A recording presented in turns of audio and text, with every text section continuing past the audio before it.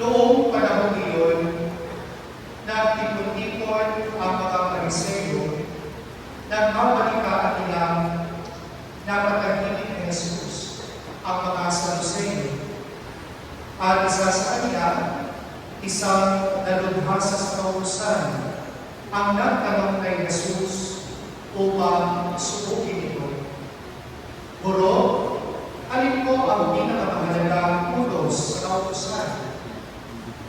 Sumagot si Jesus, ibigin mo ang Panginoon mong Diyos ng buong puso, ng buong kaluluwa, at ng buong pag-iisip. Ito ang pinakamahalagang utos. Ito naman ang pangalawa, ibigin mo ang iyong kapwa gaya ng iyong sarili.